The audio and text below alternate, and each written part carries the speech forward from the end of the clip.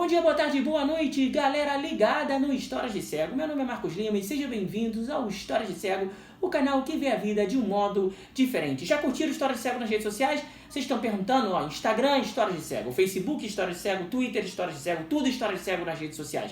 Aproveita, se inscreva no canal, ligue o sininho de notificação, comenta, curta, compartilhe, porque o Histórias de Cego é feito pra você. Quer uma prova? Então, hoje eu tinha alguns temas separados, as pautas para os vídeos eu vou escrevendo de acordo com os comentários que eu leio, com as ideias que eu tenho, mas na quarta-feira, no vídeo Recebidos do Cego 3, o que será que tem dentro dessa caixa, vocês deixaram muitas perguntas, né? E uma pergunta especial foi repetida várias vezes, muitas pessoas fizeram essa pergunta, então por isso hoje eu resolvi tratar disso. Então, o nosso tema hoje é: por que a venda de livros em braille no Brasil é proibida? E como obter um livro em formato acessível? Porque não adianta só tratar do problema, né? Temos que pensar na solução. Então sejam bem-vindos, acompanhe o nosso vídeo, entenda por que é proibido vender livros em braille no Brasil, que consequências isso tem, e saiba que o mundo não acabou, que a gente ainda pode conseguir livro acessível. Quer saber como? Fica ligadinho nesse vídeo do Histórias de Cego. Então, para a gente entender por que a venda de livros em braille no Brasil é proibida, temos que voltar ao ano de 1949. Nesse ano, o governo do presidente Eurico Gaspar Dutra, que é ele mesmo que deu origem ao nome da rodovia Presidente Dutra, que liga o Rio de Janeiro a São Paulo, se estabeleceu uma portaria ministerial número 504, e a portaria ministerial número 504 dizia: garantia a distribuição gratuita de livros em braille no Brasil. Em outras palavras, proibia a venda. E as intenções eram muito boas. Ah, Marcos, mas como você sabe?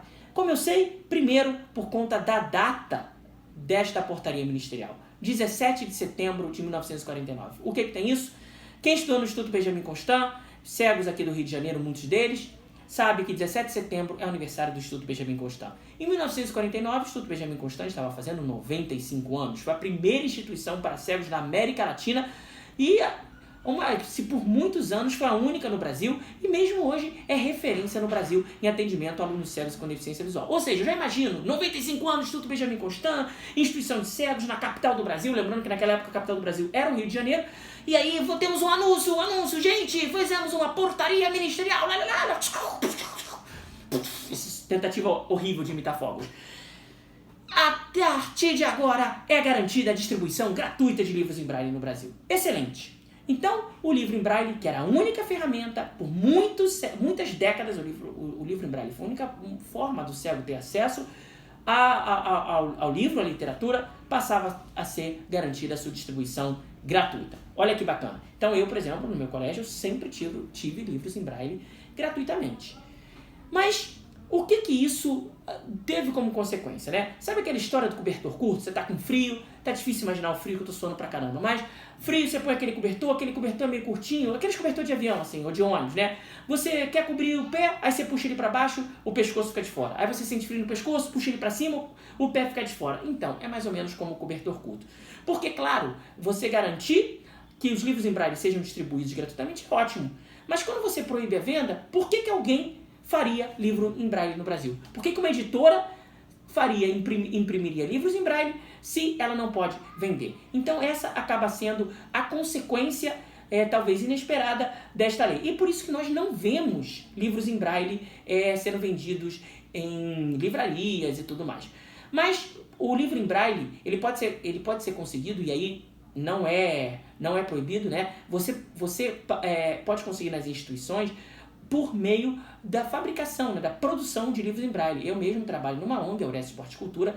Eu fui um dos fundadores em 2005, e uma das formas da Aurece conseguir investir nas atividades que a gente promove, esporte, cultura, educação, cidadania para pessoas com deficiência, é justamente a impressão braille.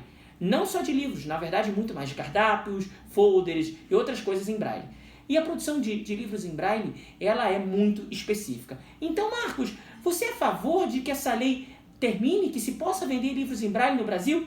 Enfim, eu acho que se essa lei terminasse hoje, não ia fazer muita diferença. Porque produzir um livro em braille no Brasil ainda é caro. Por exemplo, as máquinas que a gente tem lá na Aurece, a gente tem 2 impressoras braille. Uma custou o equivalente a R$24 mil e a outra custou o equivalente a R$96 mil. Então, são máquinas que fazem muito barulho e são máquinas bastante específicas. Então, se uma editora produz um livro em braille, ou acaba que não vai ser comercialmente viável nem para ela e nem para a pessoa que vai comprar.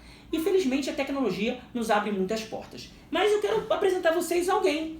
Este é o livro em braille. Livro em braille, isso aqui na verdade é um atlas. Quarta parte, impressão braille em 7 partes. O que isso quer dizer? Que um atlas que para vocês teria mais ou menos esse mesmo tamanho, só que pra gente tem esse mesmo tamanho, só que em 7 volumes. Por quê? Porque o braille ocupa muito mais espaço. Primeiro que o braille não tem uma fonte. Quando você passa o dedo, o tato é muito menos desenvolvido que a visão. Então, para você poder perceber as letras, a letra tem que ser maior. E claro, o braille, gente, ele é furadinho. Tipo, o papel tá furado, então tem um relevo. Cada relevo desse, claro, tem menos de 1 milímetro, mas a soma deles aqui, em várias páginas, faz com que o livro em braille fique grosso, né, e aumente. Então, você ter um livro em braille escolar já ocupa espaço. Imagina um livro de literatura. Um Harry Potter, por exemplo, um Senhor dos Anéis, vão ser metros e metros de livro. Então, comercialmente, o braille não é viável. E antes que falem que eu não gosto do braille, olha aqui, ó. Braille é maravilhoso. Braille é a forma que você tem, quando você não enxerga, de ter contato diretamente com as palavras. Ó, esse livro aqui de geografia. Malta, sul da Europa. Forma de governo, república parlamentarista, área 320 km², população 400 mil habitantes, densidade 1.250 habitantes por quilômetro quadrado, capital Valletta. E para eu saber que Valletta se escreve V-A-L-L-E-T-T-A, eu tô lendo. Se eu escutasse ele no computador ou um audiolivro, eu só escutar a palavra Valletta. Eu poderia escrever V-A-L-E-T-A, mas não, tem 2 L's e 2 T's. Língua, maltês, inglês. Mortalidade, 7%. Bandeira. Sabe como é que é a bandeira de Malta? A bandeira de Malta, gente, são faixas verticais brancas e vermelhas. No canto superior esquerdo daquela, a cruz de São Jorge. Ou seja, para ele é maravilhoso. Eu com ele tenho o contato direto com a cultura. Mas talvez comercialmente não seja viável. O braille, então, para mim, é essencial para alfabetização, essencial para livros didáticos, mas infelizmente nós não podemos ser cegos e não vermos as desvantagens do braille. E vemos, por outro lado, como a tecnologia nos abre portas. Os livros virtuais, audiolivros, são o presente e o futuro dos livros acessíveis. E quando eu falo isso, gente, eu não estou falando só para os cegos, não. Quantas pessoas que não têm deficiência leem, consomem publicações virtuais, escutam audiolivros enquanto dirigem? Então não é algo específico dos cegos, né? É algo da tecnologia. Nós temos aparelhos portáteis especializados na leitura para livros, né, acessíveis, formato EPUB e tudo mais.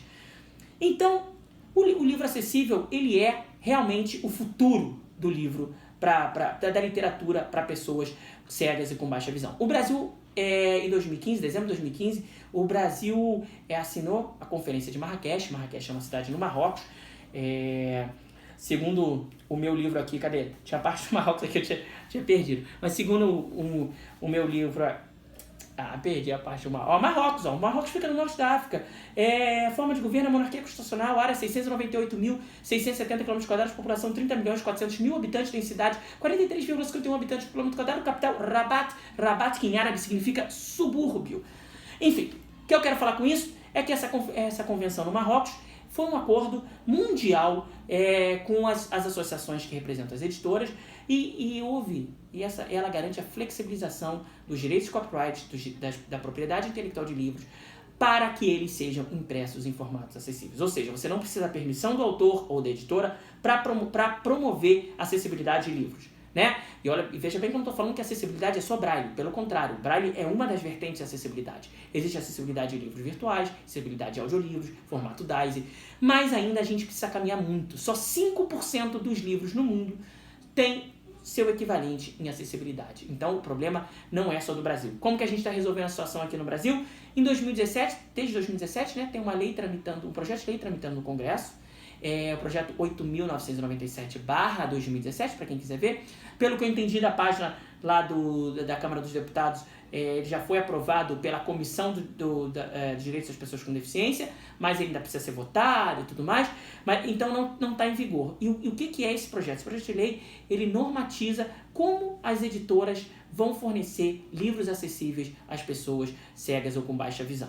Então é um avanço enorme. Na verdade, o Brasil, muitas pessoas dizem que o Brasil tem uma legislação muito avançada com relação às pessoas com deficiência, mas mas essas leis ainda não são aplicadas. Felizmente, o Ministério Público Federal e a Associação Nacional que representa as editoras de livros fizeram o que se chama de um termo de ajustamento de conduta, que é o TAC, em que as editoras se comprometeram a fornecer livros acessíveis para quem requisitar. Quando digo fornecer, não é de graça, é comprar.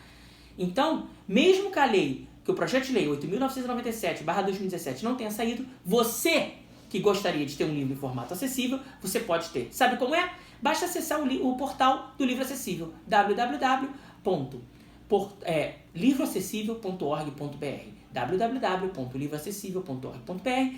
É um portal do governo e é um portal que faz uma ponte entre o usuário e as editoras. Então você pode solicitar lá o livro que você quiser e a editora vai te fornecer um preço e você escolhe o formato acessível. Eu nunca pedi um livro, aliás já pedi um livro, mas era de uma editora que faliu, então não consegui. Se você tem deficiência visual, cego e precisa de livro acessível e já usou o portal do Livro Acessível, por favor, deixe como foi sua experiência nos comentários. Resumindo tudo isso, a venda de livros em braille no Brasil é proibida, né? Mas você pode fazer sua publicação em braille, a Auresc, por exemplo, faz, outras associações também. Você pode transformar qualquer publicação sua em braille ou em qualquer formato acessível, e isso a Conferência de Marrakech garante. Então, nós temos instrumentos de lei, nós temos o portal do Livro Acessível, nós temos a luta pela acessibilidade através do livro, porque ler é o maior barato, né? Então, livro acessível que você nunca tinha visto, mas agora nós estamos vendo. Um beijo para todos. Valeu!